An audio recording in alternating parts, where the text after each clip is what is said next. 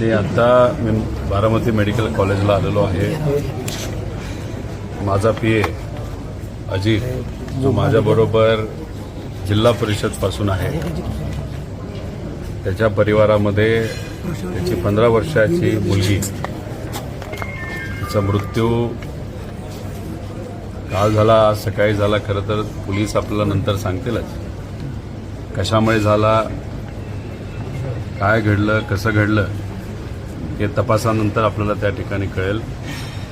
पण अजित आणि त्याच्या परिवारावर दुःखाचा खूप मोठा डोंगर कोसळलेला आहे आणि आपल्या पोटची मुलगी जर काही कारणांमुळे तिचा मृत्यू होत असेल, ते सुद्धा एवढ्या कमी वयामध्ये, कुठल्याही वडिलांसाठी ही गोष्ट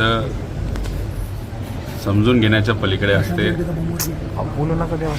पवार परिवार, माझा सगळा परिवार व त्याच्याचबरोबर बारामती ॲग्रोचे सर्व जे कर्मचारी आहेत ते अजित आणि त्याच्या परिवाराबरोबर आहेतच. DYSP साहेबांबरोबर माझी चर्चा झाली.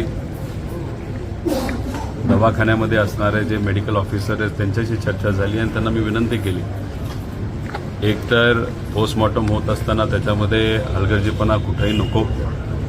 पोलिसांकडनं सुद्धा माझी अपेक्षा आहे की याच्यामध्ये हलगर्जीपणा न करता खरं काय घडलं, काय कारणं आहेत, कशामुळे तिचा मृत्यू झाला, हे कुठं ना कुठंतरी त्या ठिकाणी आपल्याला बघावं लागेल. त्यामुळे तपास न झाल्यामुळे आणि लहान मुलीचा हा मुद्दा असल्यामुळे याच्यात मला आता तरी खूप काही तिथं सांगता येणार नाही. पण पुढच्या काही तासांमध्ये आपल्याला कळेल की खरंच काय घडलं, काय कारणं आहे. त्यामुळे त्यांच्या परिवाराशी चर्चा करून मग पुढे मीडियाबरोबर काय बोलायचं हे मी त्या ठिकाणी ठरवेल.